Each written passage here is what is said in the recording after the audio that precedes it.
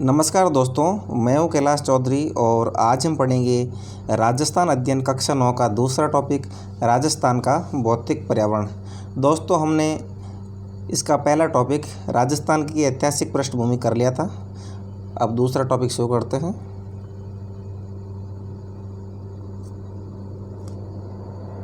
देखते हैं।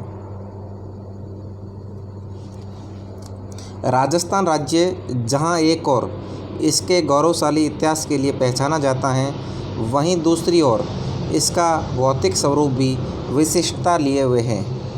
राज्य के भौतिक पर्यावरण ने यहाँ के ऐतिहासिक, सांस्कृतिक और आर्थिक वातावरण को सदैव प्रभावित किया है। वर्तमान में भी राज्य के विकास में महत्वपूर्ण भूमिका निभा रहा है।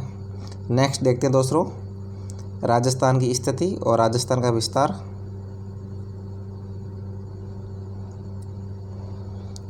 राजस्थान राज्य भारत के उत्तरी पश्चिमी भाग में 23 डिग्री 3 मिनट से 30 डिग्री 12 मिनट उत्तरी अक्षांश। मित्रों, ये जो 23.5 डिग्री है, 23 डिग्री 23.5 डिग्री उसके जस्ट नीचे है 23.3, फिर 30 डिग्री 12 मिनट ये उत्तरी गंगानगर का उत्तरी हिस्सा है, वहाँ का है। और 69 डिग्री 29 मिनट लिखा मित्रों, ये 69 डिग्री 30 मिनट है, जैसलमेर में है। ये से 78 डिग्री 17 मिनट ये धौलपुर का हिस्सा है, पूर्वी देशांतर के मध्य स्थित है। कर्क रेखा अर्थात 23.5 डिग्री अक्षांश राज्य के दक्षिण में बांसवाड़ा, डूंगरपुर जिलों से गुजरती है। मित्रों, आपको याद रखना है कि कर्क रेखा राजस्थान राज्य के कौन से ज़िले से गुजरती है, तो बांसवाड़ा और डूंगरपुर ज़िले से गुजरती है, और भारत के 8 राज्यों से गुजरती है। ये भी आपको याद होना चाहिए। फिर नेक्स्ट देखते हैं। राज्य की पश्चिमी सीमा भारत पाकिस्तान की अंतर्राष्ट्रीय सीमा है, जो 1070 किलोमीटर लंबी है। राज्य की उत्तरी और उत्तरी पूर्वी सीमा पंजाब तथा हरियाणा से, पूर्वी सीमा उत्तर प्रदेश व मध्य प्रदेश से, और दक्षिणी पश्चिमी सीमा मित्रों जो दक्षिणी पश्चिमी सीमा है वो मध्य प्रदेश से लगती है और गुजरात से संयुक्त रूप से लगती है। ये राजस्थान का विस्तार 30 डिग्री 12 मिनट उत्तरी क्षेत्र से, ये 69 डिग्री 30 मिनट।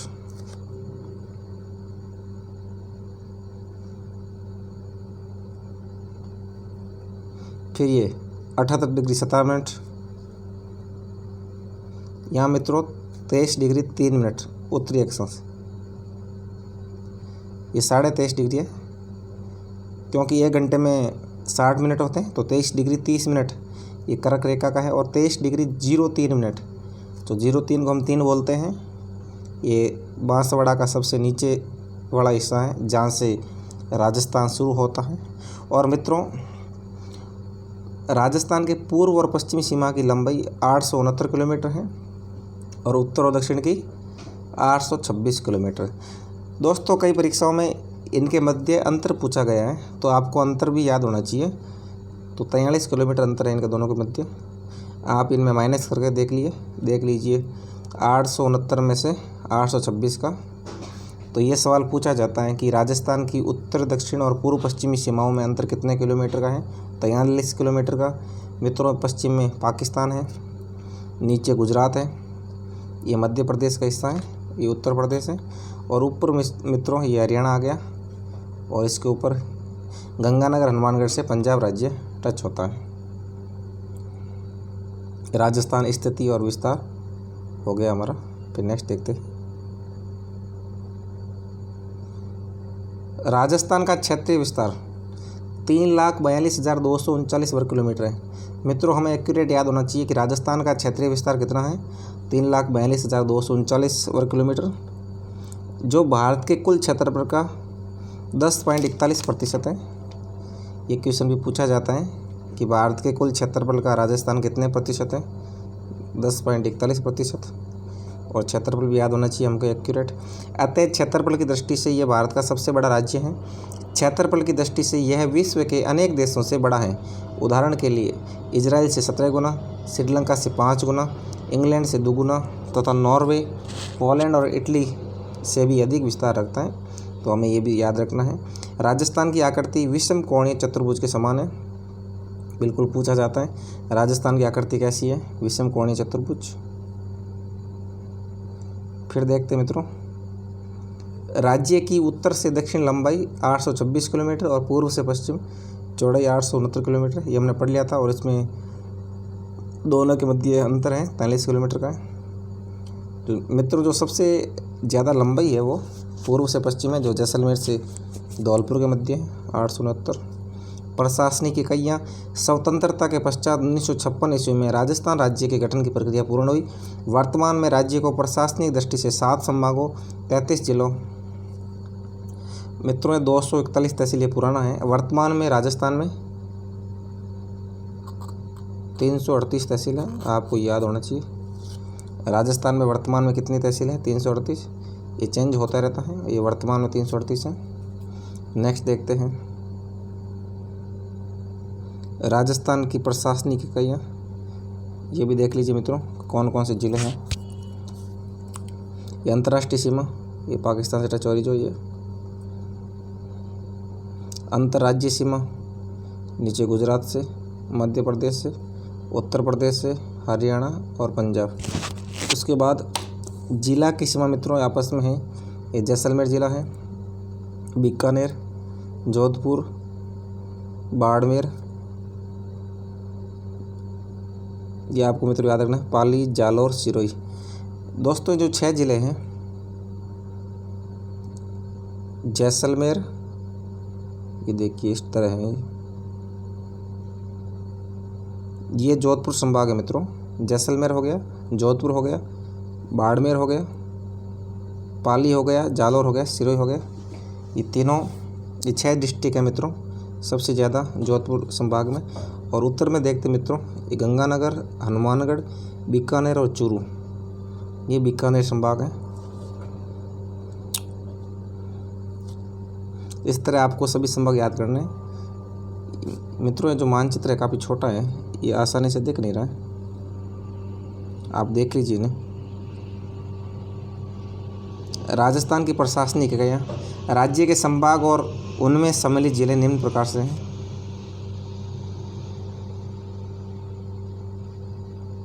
अब देखते हैं मित्रों, ये जयपुर संभाग है, या जिले दे रखे हैं। जयपुर में जयपुर, दौसा, सीकर, अलवर और झुंझुनू, ये हमें याद रखने। हमें दोस्तों ध्यान देने वाली ये बात है कि अलवर डिस्ट्रिक्ट है, ये जयपुर संभाग में आता है। ये आप ऐसे नहीं मत्स्य जनपद कर दो, भरतपुर वाले में डाल दो, भरतपुर में नहीं है। और एक झुंझुनू को जयपुर के साथ रहना है, आप बीकानेर कर दो गलती से, ऐसा नहीं है शेखावटी के हिसाब से। बाकी जयपुर तो है, जयपुर में दौसा, सीकर, जयपुर, अलवर। जोधपुर में जोधपुर, जालौर, पाली, बाड़मेर, सिरोही, जैसलमेर, ये हमने देखा था अभी। और भरतपुर में भरतपुर, धौलपुर, करौली और सवाईमाधोपुर। तो मित्रों भरतपुर के अंदर अलवर जिला नहीं है, भरतपुर संभाग में। अजमेर के अंदर है अजमेर, भीलवाड़ा, टोंक, नागौर।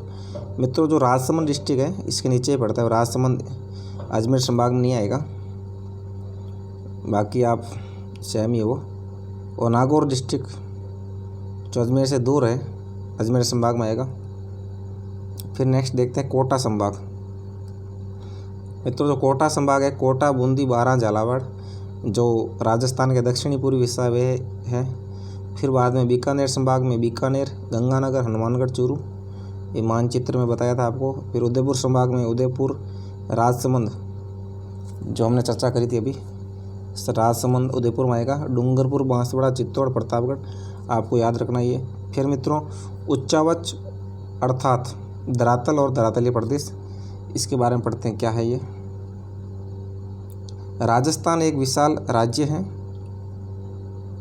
अतः यहाँ राजस्थान एक विशाल राज्य है, अतः यहाँ धरातलीय विविधताओं का होना स्वाभाविक है। राज्य में पर्वतीय क्षेत्र, पठारी प्रदेश, मैदानी और मरुस्थलीय प्रदेशों का विस्तार है, अर्थात यहाँ उच्चावच संबंधी विविधताएं हैं। राज्य के उच्चावच का स्वरूप चित्र 2.3 में दिया गया है, आप देख लीजिए चित्र के अंदर, ये चित्र है मित्रों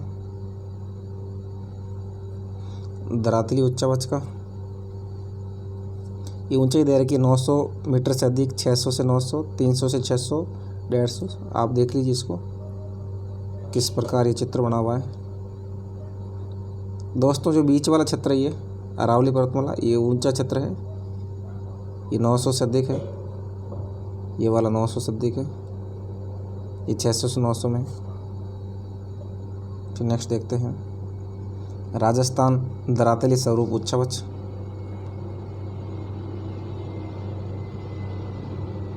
मानचित्र 2.3 से राजस्थान के उच्चावच के निम्न स्वरूप स्पष्ट होते हैं। पहले देखते हैं मित्रों उच्च शिखर। इसके अंतर्गत वे पर्वतीय शिखर सम्मिलित हैं जो समुद्र तल से 900 मीटर से अधिक ऊंचे हैं। ये राजस्थान के कुल 1% क्षेत्र से भी कम है। मित्रों जो ऊंचे क्षेत्र हैं बहुत कम है। इसमें अरावली का सर्वोच्च शिखर गुरु शिखर है जिसकी ऊंचाई समुद्र तल से 1722 किलोमीटर है। तो आपको याद रखना है इसकी समुद्र तल से ऊंचाई 1722 मीटर है, राजस्थान का सर्वोच्च शिखर है। मित्रों ये सवाल पूछा जाता है कि राजस्थान की जो सर्वोच्च चोटियाँ हैं उनको याद करने का क्रम भी याद होना चाहिए। तो इसमें दे रखा है दक्षिणी अरावली के अन्य उच्च शिखर जैसे शेर, अचलगढ़, देलवाड़ा, आबू, जरगा, कुंभलगढ़। जो गुरु शिखर है मित्रों ये भी दक्षिणी अरावली का भाग है। और एक सूत्र है इनका याद करने का, गुरु से जरा आशा रखो। जो हमारे राजस्थान की पर्वत श्रृंखलाएँ हैं ऊंचाई की दृष्टि से, तो गुरु से गुरु शिखर हो गया, शेर से शेर हो गया, जरा साइलेंट होगा, आशा से अचलगढ़ होगा, रखो से फिर देलवाड़ा में तो देलवाड़ा करना आपको। जो रखो के अंदर है रह से रघुनाथगढ़ होगा, खो से खो होगा अलवर में। और ये भी फिर मित्रों पर्वत श्रृंखला, इसमें 600 मीटर से 900 मीटर की ऊंचाई वाला क्षेत्र सम्मिलित है जो राज्य के लगभग 6% भाग में विस्तृत है। संपूर्ण अरावली इसमें सम्मिलित है। मित्रों जो संपूर्ण अरावली आएगा दूसरे भाग में आएगा 600 से 900 मीटर की ऊंचाई वालों में, जो दक्षिणी पश्चिम से उत्तर पूर्व तक अक्रमिक रूप से राजस्थान के मध्य भाग में विस्तृत है। इसका सर्वाधिक विस्तार सिरोही, उदयपुर, राजसमंद से अजमेर जिले तक है। इसके पश्चात जयपुर और अलवर जिलों इन श्रेणियों का विस्तार अक्रमिक रूप से होता रहता है। फिर आगे देखते हैं मित्रों उच्च भूमि और पठारी क्षेत्र। इसमें क्या है, उच्च भूमि और पठारी क्षेत्र में इनका विस्तार अरावली श्रेणी के दोनों ओर उत्तर पूर्व से दक्षिण पश्चिम तथा दक्षिणी पूर्वी पठारी क्षेत्र में है। इस क्षेत्र की समुद्र तल से ऊंचाई 300 से 600 मीटर के मध्य है। यह राजस्थान के लगभग 31% भाग पर है। इसका उत्तरी पूर्वी भाग प्राय समतल है जिसकी ऊंचाई 400 मीटर है, जबकि दक्षिणी पश्चिमी क्षेत्र उच्च भूमि है जहां उबड़ खाबड़ धरातल है तथा औसत ऊंचाई 500 मीटर है। राज्य के दक्षिण पूर्व में हाड़ौती का पठार है। ये मित्रों हाड़ौती का पठार वाला क्षेत्र है। चित्तौड़गढ़ तथा प्रतापगढ़ जिले में भी पठारी क्षेत्र हैं। ये मित्रों इस क्षेत्र में आता है, ये उच्च भूमि और पठारी क्षेत्र में तीसरे नंबर का है। फिर मित्रों मैदानी क्षेत्र आएगा, जयपुर वाला क्षेत्र आएगा, जयपुर टोंक। इसका विस्तार राज्य के लगभग 51% भूभाग पर है जिसकी समुद्र तल से ऊंचाई 150 से 300 मीटर है। इसके दो वर्ग क्षेत्र हैं। प्रथम पश्चिमी राजस्थान का रेतीला मरुस्थलीय क्षेत्र। मित्रों जो रेगिस्तान का रेतीला मरुस्थलीय क्षेत्र है इसको भी मैदानी क्षेत्र में डाला गया है। और दूसरा है पूर्वी मैदानी क्षेत्र। वैसे मोस्टली मैदानी क्षेत्र इसी के बोलते हैं, इसका अलग डिवाइडेशन है और इस पुस्तक में इसको डिवाइड साथ में किया गया है। पूर्वी मैदान में बनास बेसिन, चंबल बेसिन तथा 56 मैदान मध्य माही बेसिन है जो नदियों द्वारा निर्मित मैदान है और कृषि के लिए सर्वाधिक उपयुक्त है। बिल्कुल मित्रों नेक्स्ट देखते हैं। फिर मित्रों धरातलीय प्रदेश आएगा, ये देख लो आप धरातलीय प्रदेश किस प्रकार डिवाइड है। धरातलीय विशिष्टताओं के आधार पर राजस्थान को निम्नलिखित प्रमुख और उप विभागों में विभक्त किया जाता है। तो 4 भागों में विभक्त किया गया है। पश्चिमी मरुस्थलीय प्रदेश, अरावली प्रदेश, फिर पूर्वी मैदानी प्रदेश और दक्षिणी पूर्वी पठारी प्रदेश जो हाड़ौती क्षेत्र है। यह मोस्टली 4 भाग ही हैं। फिर नेक्स्ट देखते हैं, ये राजस्थान का धरातलीय प्रदेश है। मित्रों चारों भागों के नाम दे रखे हैं। ये शुष्क मरुस्थलीय प्रदेश, ये मित्रों पश्चिमी रेगिस्तान का क्षेत्र है। फिर ये अरावली वाला प्रदेश है। मित्रों इसको 2 भागों में बांटा गया, सॉरी, ये पश्चिमी मरुस्थलीय प्रदेश और पूर्वी मरुस्थलीय प्रदेश, और ये अरावली प्रदेश है। ये बनास बेसिन या इसको पूर्वी मैदान बोलते हैं, और ये हाड़ौती का पठार, ये 4 भाग हैं। ये पहला संपूर्ण क्षेत्र है, इसको 2 भागों में बांटा गया है। दूसरा अरावली वाला, तीसरा ये और चौथा ये। नेक्स्ट देखते हैं राजस्थान धरातलीय प्रदेश, ये मानचित्र है। पश्चिमी मरुस्थलीय प्रदेश, राजस्थान का अरावली श्रेणियों के पश्चिम का क्षेत्र शुष्क और अर्ध शुष्क मरुस्थलीय प्रदेश है। यह एक विशिष्ट भौगोलिक प्रदेश है जिसे भारत का विशाल मरुस्थल अथवा थार के मरुस्थल के नाम से जाना जाता है। मित्रों, जो थार का मरुस्थल है ये केवल राजस्थान में ही नहीं है बल्कि पाकिस्तान के कुछ क्षेत्रों में है, लेकिन ये राजस्थान का हम अध्ययन करते हैं इसलिए केवल राजस्थान दर्शाते हैं। इसका विस्तार बाड़मेर, जैसलमेर, बीकानेर, जोधपुर, पाली, जालौर, नागौर, सीकर, चूरू, झुंझुनू, हनुमानगढ़ और गंगानगर जिलों में है। लगभग सभी पश्चिमी जिलों में है। यद्यपि गंगानगर और हनुमानगढ़ और बीकानेर जिलों में सिंचाई सुविधाओं के विस्तार से क्षेत्रीय स्वरूप में परिवर्तन आ गए हैं। संपूर्ण पश्चिमी मरुस्थलीय क्षेत्र समान उच्चावच नहीं रखता, अपितु इसमें भिन्नता है और इसी भिन्नता के इसको 4 उप प्रदेशों में विभक्त किया जाता है। ये निम्न प्रकार से इसको 4 उप प्रदेश में विभक्त किया गया मित्रों, जो थार के मरुस्थल को। पहला है शुष्क रेतीला और मरुस्थलीय प्रदेश, जिसमें पश्चिमी जिले आते हैं, जैसलमेर, बाड़मेर वाला क्षेत्र, लूणी, जवाई बेसिन, ये पालीवाड़ा भाग, अजमेर पालीवाड़ा, शेखावाटी प्रदेश, सीकर, झुंझुनू, चूरू वाला, घग्गर का मैदान, गंगानगर, हनुमानगढ़। इसका डिटेल में पढ़ते हैं। शुष्क रेतीला अथवा मरुस्थलीय प्रदेश, यह क्षेत्र शुष्क मरुस्थलीय क्षेत्र है और जहां वार्षिक वर्षा को औसत 25 सेंटीमीटर से कम है। मित्रों, आपको याद रखना है कि पश्चिमी मरुस्थलीय क्षेत्र में वर्षा होती है 25 मीटर से कम होती है। इसमें जैसलमेर, बाड़मेर, बीकानेर जिले और जोधपुर और चूरू जिलों के पश्चिमी भाग सम्मिलित हैं।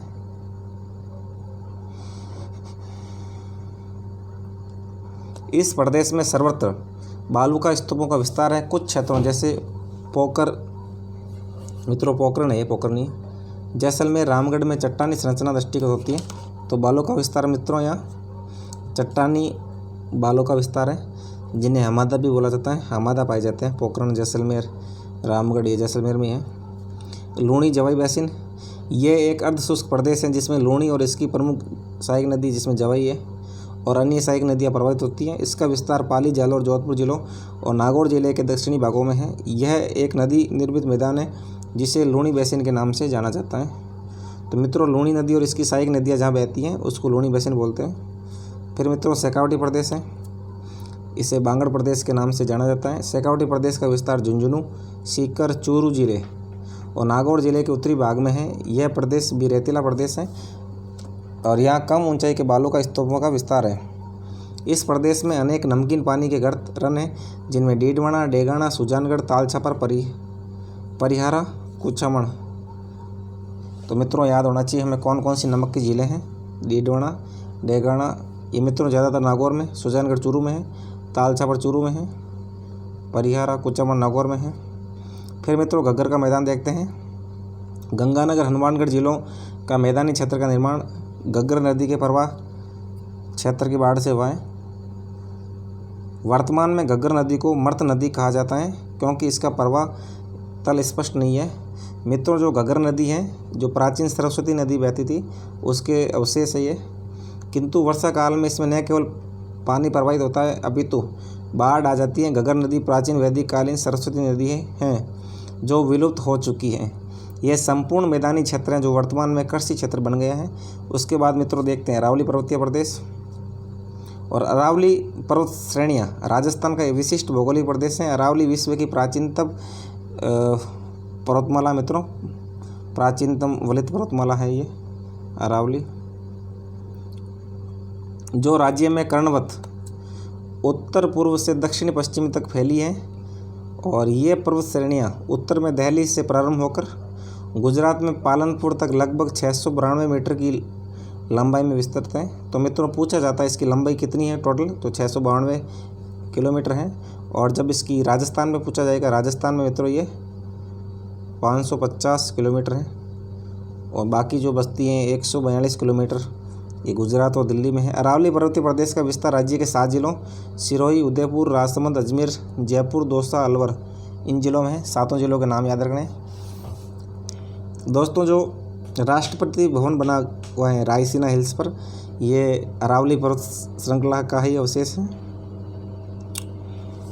आगे देखते हैं। अरावली पर्वत प्रदेश को 3 प्रमुख उप प्रदेशों में विभक्त किया गया है। देखते हैं कौन कौन से उप प्रदेश हैं। इसमें पहला है दक्षिणी अरावली प्रदेश, मध्य अरावली प्रदेश और उत्तरी अरावली प्रदेश। दिशा के हिसाब से बताया गया है। पहले देखते हैं दक्षिणी अरावली प्रदेश मित्रों, जिसमें सिरोही वाला क्षेत्र है, गुरु शिखर इत्यादि सबसे ऊंची चोटियां हैं इसी में। इस पर सिरोही, उदयपुर और राजसमंद जिले सम्मिलित हैं। यह प्रदेश पूर्णतः पर्वतीय है और जहां अरावली की श्रेणियां अत्यधिक सघन और उच्चता लिए हुए हैं। इस प्रदेश में अरावली पर्वतमाला के अनेक उच्च शिखर हैं। इसमें गुरु शिखर पर्वत राजस्थान का सर्वोच्च शिखर है। इसकी ऊंचाई भी बताई थी आपको अभी, 1722 मीटर है, जिसकी ऊंचाई 1722 मीटर है, जो राजस्थान के सिरोही जिले में माउंट आबू क्षेत्र में स्थित है।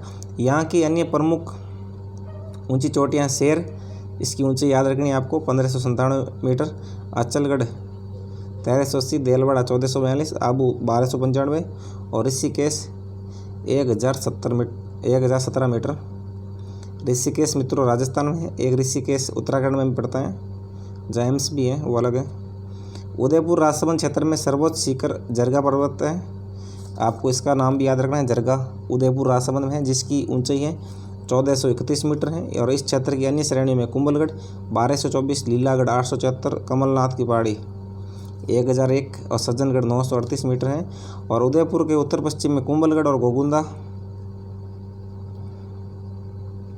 के बीच एक पठारी क्षेत्र है, जिसे बोराट का पठार के नाम से जानते हैं। मित्रों आपको याद होना चाहिए कि बोराट का पठार किसे कहते हैं। तो बोराट का पठार कुंभलगढ़ और गोगुंदा के बीच जो क्षेत्र है उसे बोराट का पठार कहते हैं। फिर नेक्स्ट देखते हैं मित्रों, मध्य अरावली प्रदेश। यह मुख्य अजमेर जिले में फैला है। इस क्षेत्र में पर्वत श्रेणियों के साथ संकीर्ण घाटियाँ और समतल स्थल भी स्थित हैं। अजमेर के दक्षिण पश्चिम भाग में तारागढ़ मित्रों किला भी है, 870 मीटर है। और पश्चिम में सर्पिलाकार पर्वत श्रेणियाँ, जिसमें नागपाड़ 995 मीटर है, जहाँ से लूणी नदी निकलती है, 995 मीटर हाइट है इसकी। और ब्यावर तहसील में अरावली श्रेणियों के 4 दर्रे स्थित हैं। मित्रों चारों दर्रों के नाम याद होने चाहिए आपको।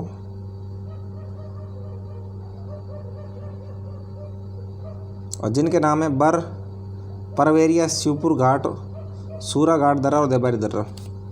बर मित्रों, बर ब्यावर दर्रा बोलते जिसको, ये जो जोधपुर जाते हैं मार्ग अजमेर से जोधपुर, उसमें आता है बर परवेरिया दर्रा, ये भी याद रखना आपको। शिवपुर घाट, सूरा घाट दर्रा और देबारी, ये जो उदयपुर जाते हैं रास्ते, उदयपुर वाले रास्ते में आता है। फिर मित्रों देखते हैं उत्तरी अरावली प्रदेश, जो सबसे ऊपर का भाग है। इस क्षेत्र का विस्तार जयपुर, दौसा और अलवर जिलों में है। और इस क्षेत्र में अरावली की श्रेणियाँ अनुवर्तनीय होकर दूर दूर होती जाती हैं। इनमें शेखावटी की पहाड़ियाँ, तोरावटी की पहाड़ियाँ तथा जयपुर और अलवर की पहाड़ियाँ सम्मिलित हैं। इस क्षेत्र में पहाड़ियों की सामान्य ऊंचाई 450 से 750 मीटर है। इस प्रदेश के प्रमुख उच्च शिखर सीकर जिले में रघुनाथगढ़ आपको याद रखना है।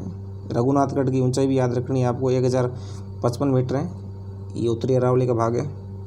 अलवर में बैराट 792 मीटर है। ये मित्रों जयपुर से टच है, ये बैराट जो बैराट नगर के पास में है। और जयपुर में खो मित्रों उल्टा लिखा है, खो 920 मीटर, ये खो अलवर में है और बैराट जयपुर में है। अन्य उच्च शिखर आपको करेक्शन कर लेना है बैराट और खो में। अन्य उच्च शिखर जयगढ़, नाहरगढ़ और अलवर किला और बिलाली है। जयगढ़ और नाहरगढ़ जयपुर जिले में है, जहाँ पर किले बने हुए हैं। फिर मित्रों देखते हैं पूर्वी मैदानी प्रदेश। राजस्थान का पूर्वी प्रदेश एक मैदानी क्षेत्र है जो अरावली के पूर्व में विस्तृत है। इसके अंतर्गत अलवर, भरतपुर, धौलपुर, करौली, सवाईमाधोपुर, जयपुर, दौसा, टोंक, भीलवाड़ा जिलों के मैदानी भाग सम्मिलित हैं। यह प्रदेश नदी बेसिन प्रदेश है, अर्थात नदियों द्वारा जमा की गई मिट्टी से इस प्रदेश का निर्माण हुआ है। इसे मैदानी प्रदेश के नाम से जाना जाता है। और इसके 3 उप प्रदेश हैं, जिसमें बनास बाणगंगा बेसिन, बनास बाणगंगा उनकी सहायक नदियाँ हैं। चंबल और उसकी सहायक नदियाँ बनाती हैं, चंबल बेसिन। और फिर तीसरा है मध्य माही बेसिन अथवा छप्पन का मैदान, जिसमें पहला देखते हैं मित्रों बनास बाणगंगा बेसिन।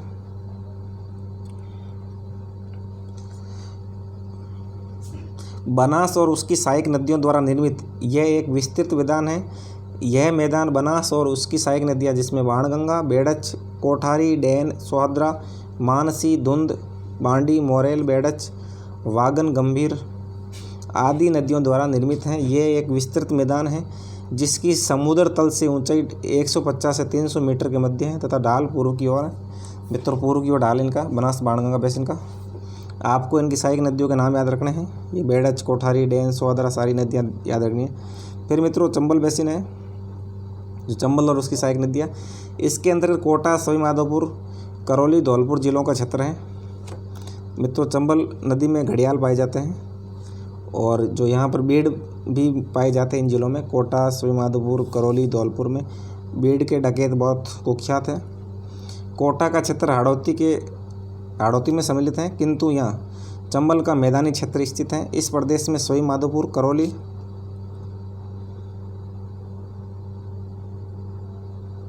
और धौलपुर में चंबल के बीड़ स्थित है। आपको याद रखना है। यहाँ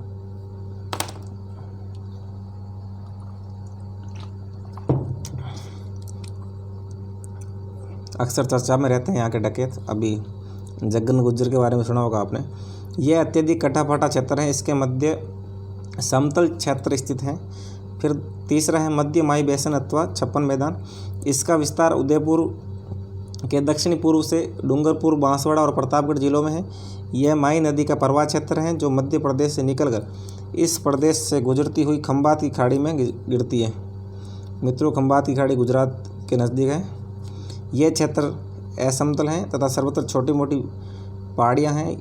इस क्षेत्र में पहाड़ियों से युक्त तथा कटाफटा होने के कारण इसे स्थानीय भाषा में वागड़ नाम से पुकारा जाता है।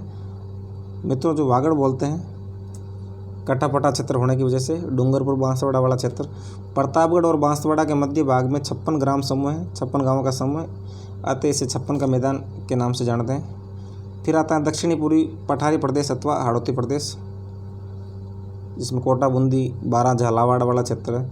राजस्थान का दक्षिणी पूर्वी भाग एक पठारी भाग है जिसे हाड़ौती के पठार के नाम से जाना जाता है। ये मालवा के पठार का विस्तार है तथा इसका विस्तार कोटा, बूंदी, झालावाड़, बारां जिलों में है। इस क्षेत्र की औसत ऊंचाई 500 मीटर है तथा यहाँ अनेक छोटी पर्वत श्रेणियाँ हैं, जिनमें मित्रों मुकुंदरा की पहाड़ियाँ, बूंदी की पहाड़ियाँ प्रमुख हैं। यहाँ चंबल नदी और उसकी प्रमुख सहायक नदियाँ, जिसमें काली सिंध, परवन, पार्वती नदियाँ प्रवाहित हैं, उनके द्वारा निर्मित मैदानी प्रदेश कृषि के लिए उपयुक्त हैं। ये भी याद रखना मित्रों, कृषि के लिए उपयुक्त मैदान है। यहाँ काली सिंध नदी है, परवन नदी और पार्वती नदियाँ। फिर मित्रों अफवाह तंत्र अर्थात नदियाँ। अफवाह तंत्र से तात्पर्य नदियाँ और उनकी सहायक नदियों से हैं जो एक तंत्र अथवा प्रारूप का निर्माण करती हैं। राजस्थान में वर्ष भर बहने वाली नदी केवल चंबल नदी है। मित्रों, एक ही नदी है राजस्थान में जो वर्ष भर बहती है। राजस्थान के अफवाह तंत्र को अरावली पर्वत श्रेणियाँ निर्धारित करती हैं। अरावली पर्वत श्रेणी राजस्थान में एक जल विभाजक है और राज्य में बहने वाली नदियों को 2 भागों में विभक्त करती हैं। इसके अतिरिक्त राज्य में अंत्य प्रवाहित नदियाँ भी हैं जो मित्रों राजस्थान से निकलती हैं और वहीं विलीन हो जाती हैं। इसी आधार पर राजस्थान की नदियों को निम्नलिखित 3 समूह में विभक्त किया जाता है। देखते हैं मित्रों 3 समूह कौन कौन से हैं। बंगाल की खाड़ी में गिरने वाली नदियाँ, फिर दूसरा है अरब सागर में गिरने वाली नदियाँ और तीसरी अंत्य प्रवाहित नदियाँ। इसमें मित्रों ये जो घग्गर हैं, कांतली है, ये साबी है, ये अंत्य प्रवाहित नदियाँ मित्रों आपको देख लेना है। ये जल विभाजक रेखा मित्रों अरावली प्रदेश के सारे राजस्थान के 2 भागों में बांटती है। पहला भाग है इस साइड है मित्रों, अरब सागर में गिरती है, अरब सागर का क्षेत्र। दूसरा है बंगाल की खाड़ी का। इसमें मित्रों लूणी, जवाई, सोकड़ी, बांडी ये सारी नदियाँ पश्चिमी क्षेत्र है मित्रों, अरब सागर में यहाँ गिरती है। ये माई भी यहीं गिरेगी। मानसी, वाकल, जाखम, साबरमती मित्रों राजस्थान से निकलती हैं और यहाँ खंबात की खाड़ी में गिरती है। इसी तरह बाणगंगा, मोरेल, चंबल, बामनी, चंबल, बनास ये सभी नदियाँ बंगाल की खाड़ी में गिरती हैं। ये राजस्थान का अफवाह तंत्र। फिर मित्रों देखते हैं डिटेल में इसको। बंगाल की खाड़ी में गिरने वाली नदियाँ, इसके अंतर्गत चंबल, बनास, बाणगंगा और इनकी सहायक नदियाँ सम्मिलित हैं। पहले देखते हैं चंबल नदी। इसको प्राचीन काल में चरमीयवती के नाम से जाना जाता है। चंबल नदी का उद्भव मध्य प्रदेश में मऊ के निकट मानपुर के समीप जनाभाव पहाड़ी से। मित्रों आपको याद रखना है इसका उद्गम कहाँ से होता है। मध्य प्रदेश में मऊ के निकट मानपुर के समीप जनाभाव पहाड़ी। ये राजस्थान के चौरासीगढ़, चित्तौड़गढ़ जिले के निकट प्रवेश कर कोटा, बूंदी जिलों की सीमा बनाती हुई सवाई माधोपुर, करौली, धौलपुर जिलों से होते हुए अंत में यमुना नदी में मिल जाती हैं। चंबल नदी पर गांधी सागर, जवाहर सागर, राणा प्रताप सागर बांध, आपको बांध के नाम याद रखने हैं। कौन कौन से बांध हैं? गांधी सागर, जवाहर सागर, राणा प्रताप सागर, कोटा बैराज बनाए गए हैं। ये चारों बांध नाम याद रखने हैं। मित्रों आपको सवाल इस प्रकार पूछ लेगा, 3 बांध दे देंगे इसके और चौथा दे देंगे भाखड़ा नांगल दे दिया, तो आपको उसमें गलत नहीं करना है। चंबल की प्रमुख सहायक नदियाँ बनास, काली सिंध और पार्वती है, याद रखना आपको। फिर मित्रों बनास नदी अरावली की खरनौर पहाड़ियों से निकलती है, जो कुंभलगढ़ से 5 किलोमीटर दूर है। यह कुंभलगढ़ से दक्षिण की ओर गोगुंदा के पठार से प्रवाहित होती हुई नाथद्वारा, राजसमंद, रेल मगरा पार कर चित्तौड़गढ़, भीलवाड़ा, टोंक जिले में होती हुई सवाई माधोपुर में चंबल से मिल जाती है। बिल्कुल मित्रों। फिर आगे देखते हैं। बनास नदी को वन की आशा भी कहा जाता है। ये इसका उपनाम है, वन की आशा, जो प्रतियोगी परीक्षा में पूछा जाता है। इसकी प्रमुख सहायक नदियाँ बेड़च, कोठारी, खारी, मेनाल, बांडी, धुंध और मोरेल हैं। फिर मित्रों काली सिंध नदी, ये मध्य प्रदेश में देवास के निकट से निकलकर झालावाड़ और बारां जिले में होती हुई नानेरा के निकट चंबल नदी मिलती है, तो आपको याद रखना है नानेरा गाँव। इसकी प्रमुख सहायक नदियाँ परवन, उजाड़, निवाज और आहू है। फिर मित्रों नेक्स्ट देखते हैं हम पार्वती नदी। मध्य प्रदेश के सीहोर क्षेत्र से निकलकर 12 जिले में बहती हुई सवाई माधोपुर जिले में पालिया के निकट चंबल में मिल जाती है। आपको गांव याद रखने, कौन से गांव होगा, पालिया गांव से मिलती है चंबल नदी में पार्वती नदी। फिर वामनी नदी या ब्राह्मणी नदी चित्तौड़गढ़ जिले में हरिपुर गांव के निकट से निकलकर भैंस रोड के निकट चंबल में मिल जाती है। फिर मेज नदी मित्रों, ये भीलवाड़ा जिला इस नदी के किनारे बसा हुआ है, से निकलकर बूंदी में लाखेरी के निकट चंबल में मिलती है। ये सारी नदियाँ मित्रों बंगाल की खाड़ी में गिरने वाली नदियाँ। फिर बाणगंगा नदी जयपुर की नदी है। इसका उद्गम जयपुर जिले की बैराट पहाड़ियों से, बैराट पहाड़ियाँ, यहाँ से यह पूर्व की ओर सवाई माधोपुर जिले और इसके पश्चात भरतपुर जिले में प्रवाहित होती हैं और इसका जल फैल जाता है। फिर अरब सागर में गिरने वाली नदियाँ, राजस्थान में प्रवाहित होती हुई अरब सागर में गिरने वाली प्रमुख नदियाँ लूणी, माई और साबरमती है। फिर लूणी नदी देखते हैं मित्रों। पहले ये नागपाड़ से निकलती है, हमने बताया था। लूणी नदी का उद्गम अजमेर का नागपाड़ है। तत्पश्चात वे जोधपुर, पाली, बाड़मेर, जालौर के क्षेत्रों में लगभग 320 किलोमीटर प्रवाहित होती हुई अंत में कच्छ के रन में चली जाती है। यह केवल वर्षा काल में प्रवाहित होती है और लूनी नदी की यह विशेषता है कि इसका पानी बालोतरा तक मीठा है। फिर मित्रों खारा हो जाता है, क्योंकि बालोतरा खारे पानी की झील है, इस वजह से इसके पश्चात खारा हो जाता है। और लूनी की प्रमुख सहायक नदी है जिसमें जवाई, लीलड़ी, मीठड़ी, सूखड़ी, इसमें प्रथम, द्वितीय, तृतीय। मित्रों सूखड़ी 3 है, सूखड़ी प्रथम, सूखड़ी द्वितीय और सूखड़ी तृतीय। बाड़ी प्रथम, बाड़ी द्वितीय और सागी, ये इनकी सहायक नदियाँ हैं, इनका नाम याद रखना आपको। फिर मित्रों माई नदी मध्य प्रदेश के मऊ पहाड़ियों से निकलती है और राजस्थान के बांसवाड़ा जिले में प्रवेश करती है। फिर मित्रों वापस चली जाती है यहाँ से मुड़ के, तथा डूंगरपुर बांसवाड़ा जिले की सीमा बनाते हुए गुजरात में प्रवेश कर अंत में खंबात की खाड़ी में गिर जाती है। राजस्थान में प्रवेश करती है मध्य प्रदेश से, फिर गुजरात में वापस चली जाती है, डूंगरपुर और बांसवाड़ा जिले में बहती है। और यहाँ मित्रों कृषि भी होती है इसे डूंगरपुर बांसवाड़ा में। माई बजाज सागर परियोजना है इसके पास में, बांसवाड़ा के निकट इस पर माई बजाज सागर बांध बनाया गया है। और इसकी प्रमुख सहायक नदियाँ जिसमें सोम, जाखम, अनास, चाप और मोरेन है। फिर साबरमती नदी उदयपुर के समीप दक्षिण पश्चिम से निकलकर उदयपुर, सिरोही जिलों में प्रवाहित होकर गुजरात में प्रवेश कर खंबात की खाड़ी में गिरती है मित्रों। फिर प्रारंभ में यह नदी वाकल नदी के नाम से जानी जाती है। दोस्तों जो वाकल नदी एक ही है, वाकल नदी और साबरमती नदी फिर जैसे गुजरात में घुसती है, इसका नाम साबरमती हो जाता है। और दोस्तों जो महात्मा गांधी जी ने आश्रम बनाया था गुजरात में, इसी नदी के किनारे बनाया था। बहुत सुंदर स्थान है मित्रों ये।